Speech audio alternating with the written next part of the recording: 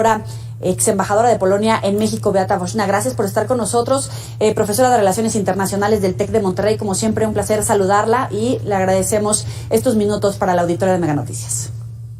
Joely, un gusto saludarte. Gracias por la invitación.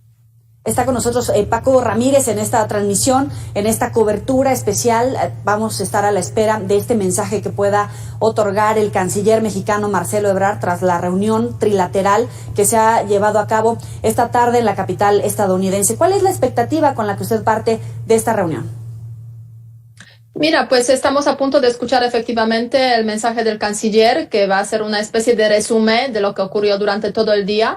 Yo diría un día muy intenso, y en este tipo de reuniones normalmente se suele sacar lo positivo, ¿no? Lo bueno que ocurrió. Y yo coincido en reconocer precisamente de que esta cumbre de los líderes, esa cumbre trilateral, el hecho de que se celebra ya es un gran éxito. Porque como ya sabemos todos de sobra, desde el año 2016 o en el año 2016 fue la última vez que se celebró la cumbre de los países de Canadá, de Estados Unidos y de México, y durante la presidencia del presidente Trump pues tuvimos una etapa precisamente de la ruptura en ese contexto de esa relación trilateral. Retomarlo, revivirlo, como lo hizo el presidente Biden, yo creo que es una extraordinaria idea, para dos cosas, sobre todo. En primer lugar, para realmente revivir esa cooperación y demostrar al mundo que América del Norte está lista para enfrentar los retos, tanto regionales como globales. Y por otra parte, también fue una extraordinaria oportunidad para traer a la mesa de negociación al presidente de México. Y en esos dos aspectos, dos ámbitos, yo creo que hay elementos a destacar. Y también a veces a lamentar, ¿no? Porque siempre esas cumbres, pues tenemos sensación de que se pueden aprovechar mejor, tanto en sus reuniones multilaterales o trilaterales en ese contexto, como en sus reuniones bilaterales. Si hubiera necesidad, Beata, te pregunto, te saluda Paco Ramírez, si hubiera necesidad de ver la baraja completa de los temas que hoy se han tratado allá en Washington, ¿cuál crees tú que es el tema más importante de esta reunión trilateral y cuál el tema más espinoso? Mira, un saludo, Paco, qué gusto conversar también contigo. Mira, los temas, hay básicamente dos o tres temas difíciles que están en la relación, sobre todo entre los Estados Unidos y México. El tema de la migración, el tema energético, de la reforma del sector eléctrico, bueno, seguridad, que en este contexto no se tocó, porque ya se abordó, se puede decir, en contextos anteriores de las reuniones aquí en México. Ahora bien, muchas veces nos prestamos sobre todo atención al tema de Estados Unidos y México, y ya conocemos de sobra esos temas. Ahora bien, queda México-Canadá.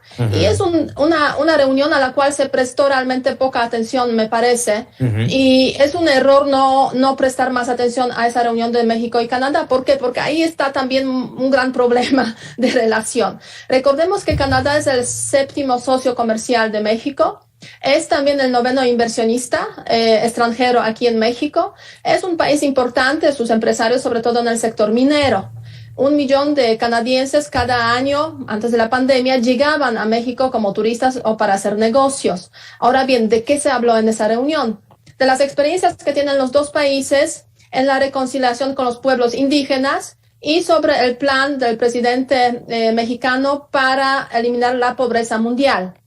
Yo diría que bien, importantes temas, pero la verdad es que hay un montón de temas problemáticos que no se han tocado en esa reunión. ¿Por qué? Pues porque no se quiere hablar de esos temas. O sea, el presidente de México no quiere hablar sobre el sector minero, no quiere hablar sobre las empresas canadienses que se están quejando constantemente por la política precisamente aquí mexicana hacia ese sector. Entonces yo creo que es un tema importante y se perdió oportunidad para tocar o de alguna forma suavizar las tensiones que existen en esas relaciones entre Canadá y México.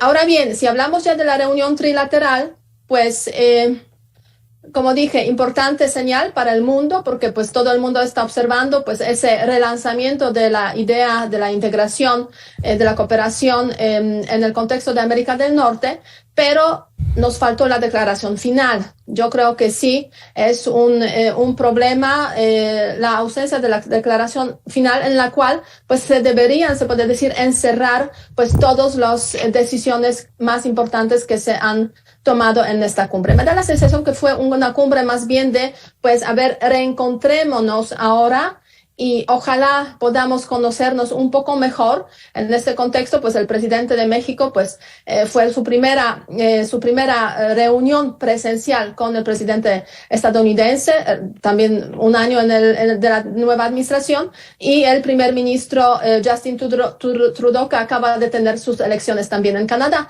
Entonces, se puede decir que hay tiempo para cooperar, hay tiempo para esa relación, pero hasta ahora no tuvieron ocasión los presidentes y el primer ministro pues conocerse personalmente. Entonces las químicas en ese contexto son muy importantes para pues gestionar mejor esas relaciones ya digamos de corto, mediano y largo plazo. Y ojalá se reúnan con más frecuencia esos líderes de América del Norte para dar, se puede decir, seguimiento a 3 puntos que se tocaron en esa reunión trilateral de forma clara.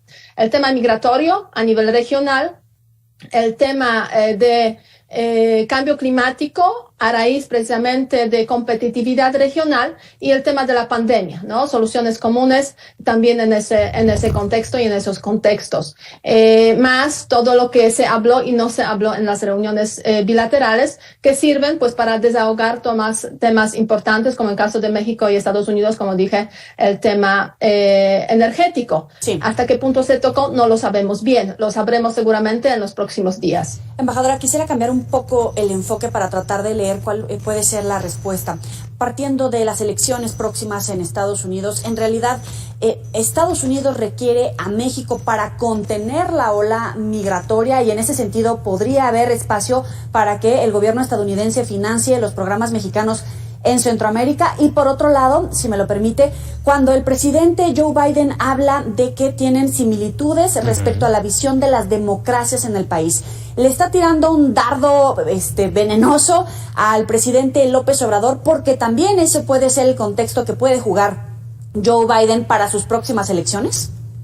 Sí, empezaré con lo segundo, el tema de la democracia que se mencionó precisamente en esta parte abierta, digamos, al público, en la cual precisamente al iniciar la cumbre trilateral el presidente Biden mencionó que pues las democracias funcionan y sirven en el siglo XXI y debemos pues cuidar esas democracias. Sí, yo creo que sí fue una indirecta hacia el presidente de México, que claramente está apoyando también a los regímenes que han sido cuestionados por la administración de Joe Biden por sus abusos y sus problemas con el respeto hacia la democracia. Hablamos aquí de Cuba, hablamos de Nicaragua recientemente, Venezuela. Uh-huh. El presidente de México se ha situado claramente del lado de esos regímenes, de esos gobiernos, y lo ha dicho claramente, o sea, un día antes de ir a Washington, básicamente, 2 días antes. O sea, está llevando, se puede decir, varios días comentando que en el tema de Cuba, pues los Estados Unidos básicamente no tienen razón, que en el tema de Venezuela tampoco, y en el tema de Nicaragua, pues la verdad es que cada país tiene derecho a, digamos, a sus propias decisiones, y la posición de México en la Organización de Estados Americanos justamente en abstenerse en el voto cuando se votaba el tema de Nicaragua, pues también es muy sintomático. Entonces sí, es una indirecta clara y además está totalmente vinculada con el ADN, o sea, con de los demócratas, ¿no? O sea, sería totalmente irracional pensar que los demócratas y el presidente Biden, que viene de este partido, no tocaran ese tema. Incluso en la reunión reciente que tuvo el presidente Biden con Xi Jinping, reunión virtual, habló de ese tema, diciendo que pues siempre va a tratar ese tema. Así es. Ahora bien, otro punto que mencionaste, el tema de la migración. Creo que aquí en ese sentido, obviamente, pues no cabe duda que los Estados Unidos necesitan a México y México pues también necesita a los Estados Unidos para de alguna forma pues solucionar el tema migratorio, porque México ahora es un país de donde salen los emigrantes, al que llegan los emigrantes y al que regresan los migrantes. Entonces, en ese sentido, se puede decir, tenemos 3 en 1, en una situación política y económica compleja y con una presión migratoria que está creciendo. Entonces, sí hay un compromiso, parece, de esta cumbre, de esa reunión bilateral, de esta cumbre en general, de que los Estados Unidos financien parte, digamos, del programa Sembrando Vidas en Centroamérica. Es un programa que el presidente mexicano ha insistido mucho, digamos, para presentar a todos los, me da la sensación, funcionarios estadounidenses que han pasado por México y a todos los que ha conocido en los Estados Unidos, incluyendo al presidente Biden. Y sí hay esa insistencia que se ha manifestado en las cartas escritas por el presidente mexicano al mandatario estadounidense. Entonces, en ese sentido, creo que sí hay este compromiso de financiar una parte, considerando, bueno, está bien, vamos a hacerlo. Ahora le tocará a México también, pues, hacer su esfuerzo para pues seguir conteniendo la migración, porque pues estamos hablando de la frontera sur entre Guatemala y México, que es crucial en ese punto, pero también de la frontera norte, que es importante para pues atender todas las necesidades humanitarias que tienen las personas migrantes que llegan, pasando por México, llegan precisamente a esa parte noroeste de México, pues esperando pues sus soluciones de asilo en los Estados Unidos. Así es. Embajadora, ha concluido ya la reunión trilateral allá en Washington. En este momento el presidente de México ya se traslada a la Embajada de México allá en Washington, en donde es muy probable, no le aseguro, pero es muy probable que la conferencia que estamos esperando, y originalmente estábamos pensando en el canciller Marcelo Ebrard, posiblemente el presidente podría estar presente también en esa conferencia, y será tan solo, esperamos que en unos minutos, en cuanto llegue, cuando se dé esta conferencia. Pero ya en medio de todo esto, hace apenas unos minutos, para ser exacto, hace 17 minutos, el presidente de los Estados Unidos ha colocado un mensaje, el mensaje, déjame decirlo, político de esta reunión, en la que dice: hoy recibí al primer ministro canadiense Justin Trudeau y al presidente mexicano Andrés Manuel López Obrador para una cumbre de líderes de América del Norte. Estamos comprometidos a brindar un futuro mejor para nuestra gente y a crear las condiciones para la prosperidad y la sostenibilidad y la seguridad. Por eso digo que es un mensaje eminentemente político, no se mete en más temas. En Honduras hace un mensaje de prácticamente lo que se trató, sin decir concretamente lo que se trató y lo que se acordó, embajadora. Sí, efectivamente, o sea, así suelen ser los mensajes, pero yo creo que para el presidente Biden esa cumbre es una cumbre con la cual él puede finalizar, se puede decir, su primer año de administración con cierta tranquilidad. ¿Por qué lo estoy diciendo? Porque sería impresentable que no tuviera esa foto con el presidente de México, el presidente de un país del que viene, se puede decir, una parte importante de los problemas que están pasando en la frontera de Estados Unidos, y los temas relacionados con narcotráfico, obviamente, que también afectan a los Estados Unidos. Entonces, finalizar el primer año justo antes de las elecciones de medio término a la Cámara de los Diputados que vamos a tener en los Estados Unidos, y sin verse con el presidente de México, sería convertirse en el blanco de ataques de todas las partes posibles. Entonces, el presidente Biden, se puede decir, reactivó esa cumbre trilateral, y de esta forma pues consiguió que el presidente mexicano viniera a los Estados Unidos.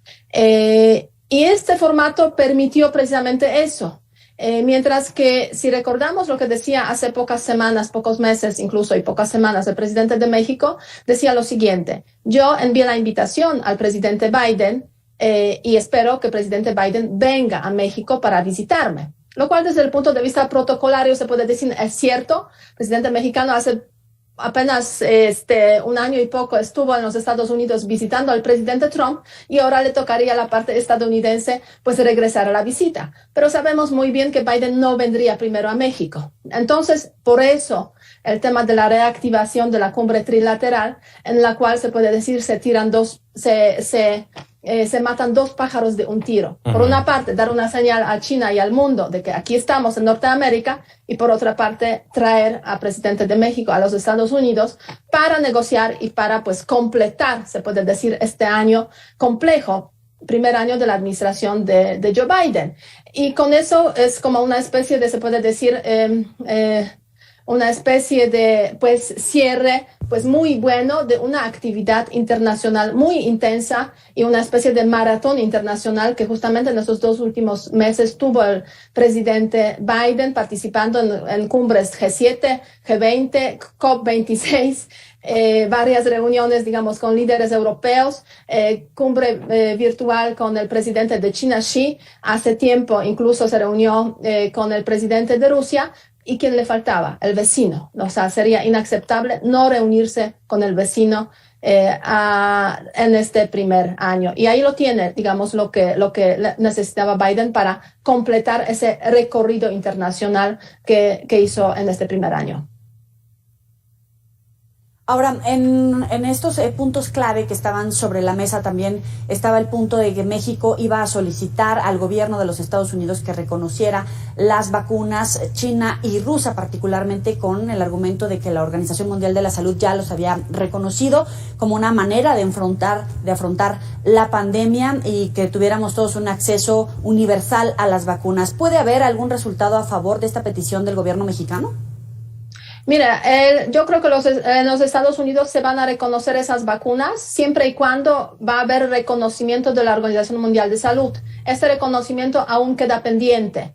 Entonces, es el caso de la vacuna Sputnik y la vacuna CanSino. Recordemos que hay otras 2 vacunas chinas que sí están reconocidas por la Organización Mundial de Salud y no hay ningún problema con esas vacunas. Entonces, más que nada, pues yo creo que es el problema un poco de la documentación que tiene que proporcionar tanto China como Rusia en caso de estas 2 vacunas a la Organización Mundial de Salud para pues finalizar los trámites relacionados con el reconocimiento. Y si tenemos eso, ya sería, yo creo que mucho más fácil para los Estados Unidos aceptar estas 2 vacunas. Pero sin duda será, es de hecho uno de los resultados más apremiantes esta noche, conocer a qué acuerdos llegaron. Finalmente, aquí importante porque no nada más es el puro tema de la vacuna, sino lo que implica, ¿sí? Para México y para los Estados Unidos el tener ese flujo de personas, ese flujo comercial importantísimo para los 2 países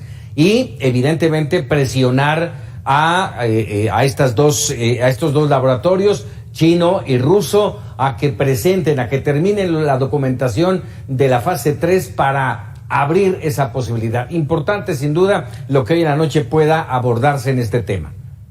Sí, yo creo que es un tema crucial, Paco, lo que estás comentando efectivamente, porque afecta a millones de personas, de mexicanos, que han sido vacunados, yo entre ellos, aunque soy de Polonia, pero digamos me vacunaron aquí con la vacuna CanSino, precisamente, o sea, pues son personas que están afectadas por esa imposibilidad precisamente de viajar a los Estados Unidos, donde ahora para viajar se necesita ser vacunado con la vacuna reconocida en los Estados o por los Estados Unidos.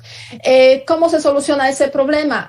Algunos lo solucionan de la siguiente forma, tal como lo hice yo. Estuve en Europa, en mi país, en Polonia, me vacuné ahí adicionalmente con otra vacuna que es Johnson, reconocida, digamos, tanto en Europa como en los Estados Unidos.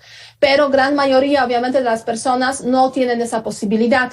Entonces están, pues, en una especie de limbo a ver qué va a ocurrir y eso, pues, en muchas ocasiones puede dificultar incluso, pues, el tema del trabajo. Ya no hablamos de viajes, de turismo, ¿no? Pero el tema del trabajo, precisamente, el desplazamiento entre México y los Estados Unidos. Ahora bien, recordemos también que hay un factor que quizás nos facilita un poco las cosas, porque las personas que viven en la frontera o cerca de la frontera con los Estados Unidos, estas han sido en una medida importante vacunadas también con las vacunas que ha entregado la parte estadounidense a México, que son mayoritariamente vacunas Pfizer, si no me equivoco. Entonces, en ese sentido, yo creo que el tema quizás no es tan grave como nos parece, por ejemplo, aquí en la parte central o parte sur del país. Pues ahí tema importante. Te digo, son muchos temas los que están vibrando en esta reunión trilateral. Ya hablamos del tema migratorio, del tema económico, la reforma energética, el tema de salud con la pandemia, con el manejo de la seguridad en la frontera, con las vacunas. En fin, son muchos temas. Todos esos temas, mencionabas hace un momento que nos cargamos con la relación bilateral entre México y los Estados Unidos. El lado de Canadá lo vemos todavía muy lejos, pero finalmente también, por ejemplo, el tema de las vacunas tiene que ver con Canadá.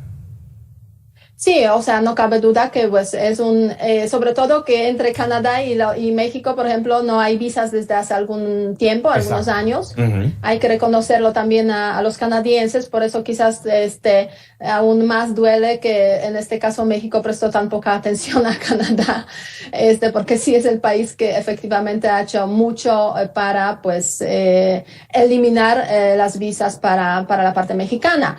En ese sentido sí se ha hablado de que los dos países, Canadá y México, pues estarían quizás encargándose un poco de la distribución de las vacunas que está donando los Estados Unidos en la región de América Latina, ¿no? Hay que ver exactamente cómo va a ser también ese mecanismo, esa cooperación. No hay claridad. Y como digo, pues lo ideal es que después de este tipo de reuniones, este tipo de cumbres, pues haya una declaración. La pregunta es ¿por qué no tenemos una declaración? Si después de prácticamente todas las cumbres que ha habido hasta ahora trilaterales, tuvimos una declaración. Ha habido 8, esa es la 9ª, después de esa interrupción de algunos años. Yo diría que hay dos motivos principales por los cuales no hay declaración final de la cumbre trilateral. En primer lugar, hay muchas diferencias. Hay muchas diferencias uh-huh. en los temas fundamentales, que es el tema de la democracia, ya mencionado. Normalmente en este tipo de declaraciones pues ha habido referencias a la democracia, entonces quizás no sería tan fácil, se puede decir, consensuar un texto conjunto. El tema de la democracia, el tema del cambio climático, donde uh-huh. sí hay claramente divergencias entre Estados Unidos y Canadá, que están de un lado, y México que está de otro lado. El tema energético que divide también a los países. Si rascáramos un poco más, seguramente encontraríamos más temas, digamos, que no sería tan fácil traducir a un texto de declaración conjunta. Es una razón. Otra razón, esa cumbre me da la sensación se decidió pues hace relativamente poco. De hecho, cuando nos enteramos de que se va a celebrar esa cumbre, pues fue yo diría una sorpresa grande, hace apenas una semana, justo después de regreso del presidente de México de las Naciones Unidas de Nueva York. Nos enteramos de repente de que va a haber a la semana siguiente, o sea, uh-huh. hoy, esa cumbre trilateral. Es una sorpresa. Esas cumbres normalmente se preparan con mucho tiempo de antelación y se preparan, o sea, con un trabajo, yo diría, bastante intenso de las partes que participan en esas cumbres. La pregunta es, ¿por qué de repente esa cumbre? Pues yo creo que es precisamente porque esos últimos como semanas del año era la última oportunidad para reunir a los 3 líderes y Biden pues optó, arriesgó, propuso a México y a Canadá para precisamente pues organizar esa cumbre, para cerrar este año con ese broche de oro, ¿no? Así podríamos decir que aunque no trae resultados así muy tangibles, inmediatamente visibles, es importante desde la perspectiva desde la perspectiva del presidente de los Estados Unidos. Ajá. Y puede ser como un punto de partida para quizás hacer más o para una cooperación más ágil entre las instituciones de los 3 países, ¿no? Para pues lanzar esa idea de renovar la cumbre trilateral. Ojalá que sea así, Beata, pero llama la atención esto que mencionas, que no hay conferencia de los 3 porque podría haber diferencias, y concuerdo contigo. Aquí lo que nos puede llamar la atención, lo que puede resultar en un foco rojo, estamos hablando de los socios comerciales del tratado más importante de Norteamérica. Y que tengan esas diferencias que los lleve justamente a esto, a no emitir un comunicado conjunto que hable de la solidez y de un trabajo conjunto que va caminando. Eso preocupa. Sí, yo creo que sí, que es preocupante efectivamente. Y yo sí, esa información de que no va a haber comunicados salió apenas hoy por la mañana. Cuando ya se puede decir nos acercamos un poco más a esa reunión, pues empiezan a salir varios temas, varios aspectos. Y es ese reflejo precisamente de pues grandes divergencias que existen, diferencias que tenemos entre México, Estados Unidos, frente a Estados Unidos y Canadá, y que es difícil superarlas, efectivamente. O sea, sí funciona la cooperación económica, no cabe duda, con algunos, o sea, el Tratado de Libre Comercio, con algunos de sus problemas. Hay problemas tipo, por ejemplo, los asuntos laborales, ¿no? Por ejemplo, Canadá está proponiendo por ahí que se firme un tratado adicional, un acuerdo adicional sobre el respeto hacia los derechos laborales en el contexto del TEMEC. A ver qué pasa con esa propuesta, ¿no? Otros temas, por ejemplo, las reglas de origen, o sea, cómo deben interpretarse en el TEMEC. En la administración de Trump han hecho una interpretación, se puede decir, muy estricta de esas reglas de origen que influyen negativamente, se puede decir, en las posibilidades de exportar, pues desde México hacia Canadá ciertas autopartes, etcétera. Entonces, también México solicitó en ese contexto hace pocas semanas una revisión en el marco del TEMEC por una comisión, digamos, especializada en esos temas. Canadá se sumó a ese aspecto también, entonces estamos en proceso de ver a ver qué pasa con las reglas de origen. Otro tema problemático que no impide, pero sí como que es una piedrita por ahí en el zapato, ¿no? Las tarifas que impuso la administración de Trump en su momento hacia las exportaciones de aluminio y de acero desde México siguen vigentes. Entonces también hay expectativas de que en algún momento pues se eliminarán esas tarifas. Otro punto, hace poco la administración de Biden, o sea, el presidente Biden en concreto, anunció que va a promover una facilidad fiscal para que los estadounidenses compren los autos eléctricos y pues contribuyan de esta forma, se puede decir, en la lucha contra el cambio climático.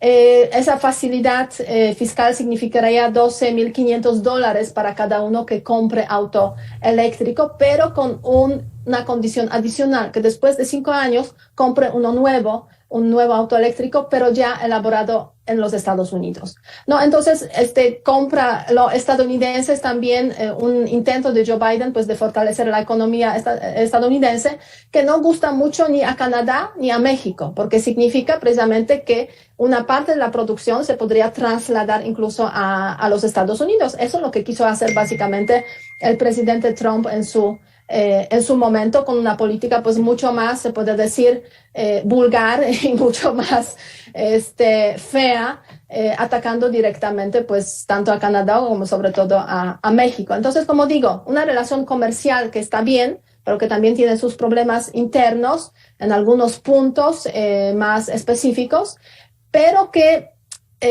no permite, digamos, ir más allá de eso, ¿no? O sea, hay intentos, pero en ese contexto de la presidencia de México, pues tenemos divergencias claras que surgen a raíz, pues, de las políticas que tiene el presidente mexicano aquí relacionadas con ya tema energético, incluso con los temas de la democracia, ¿no?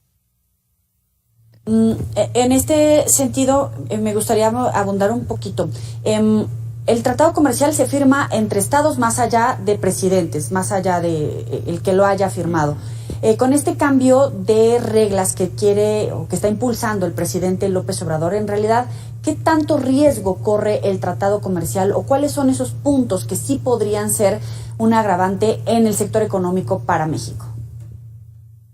Mira, pues los empresarios relacionados sobre todo con el sector energético estadounidense, pero también, por ejemplo, desde la Unión Europea, desde los países de la Unión Europea, pues han impulsado, se puede decir, han escrito numerosas cartas y varios manifiestos sobre pues los problemas que podría generar pues, en esos últimos tiempos precisamente el tema de la reforma energética. ¿Cuáles son esos puntos? Pues más allá de que pues es dañino para el tema de medio ambiente, pues en primer y principal lugar infringe, se puede decir, las reglas de igualdad establecidas en el Tratado de Libre Comercio, y también pues esa reforma sería contraproducente o dañina directamente para las empresas que ya han hecho inversiones sobre la base de la reforma energética que se realizó en la administración anterior. Pero Entonces, además, trata más o menos, además, sí, embajadora, lo que, dígame decirlo así, lo que reclaman, lo que recriminan los inversionistas tanto en Canadá como en Estados Unidos es que es violatoria al tratado comercial entre México, Estados Unidos y Canadá. sí, así es efectivamente, o sea, es violatoria, pero bueno, hay que demostrarlo, ¿no? O sea, sí, claro. quiero decir, habría que demostrarlo pues ante los tribunales básicamente, en caso de que efectivamente el presidente de México pues impulse, digamos, la reforma del sector de la producción de la energía eléctrica, y esa reforma, que significaría pues el cambio en la Constitución de México, realmente pues se realice, ¿no? O sea, estamos aún en proceso, se puede decir, de debates, ni siquiera ha llegado el tema de forma plena, se puede decir, a la Cámara de los Diputados, porque se decidieron aquí en México posponer los debates hasta abril, incluso algunos dicen que hasta agosto. O sea, veremos realmente cómo evoluciona el asunto. Pero viendo ese riesgo y esa voluntad, esa intención muy clara, muy demostrada del presidente de México de que quiere efectivamente hacer esa reforma del sector de la producción de energía eléctrica, pues sí, los empresarios pues están ahí pendientes para que realmente no se haga esa reforma. Entonces estamos en el proceso un poco de pues presiones de diferentes lobbies que están aquí actuando para impedir que esa reforma se realice. En caso de que se realizara esa reforma, efectivamente, digamos, el año próximo, a mediados del año, o sea, el cambio en la Constitución, pues sí, efectivamente, habría que esperar una serie de reclamos de parte de las empresas extranjeras, en primer lugar, que han invertido en México en este sector, y es como un centenar de empresas y que seguramente pues esperarían pues fuertes indemnizaciones porque han invertido en un contexto, digamos, de ley que era muy claro y de mediano largo plazo, y resulta que poco después se cambian las reglas de juego. Entonces, pues cualquier tribunal obviamente pues les daría razón en ese sentido. Sí, embajadora, le vamos a pedir que se quede con nosotros. Ya está a punto de comenzar esta conferencia de prensa. Como lo anticipábamos, no va a ser una conferencia conjunta entre los presidentes de Estados Unidos, México y el primer ministro, sino una conferencia del embajador de México en Estados Unidos y el canciller Marcelo Ebrard. Vamos a escuchar.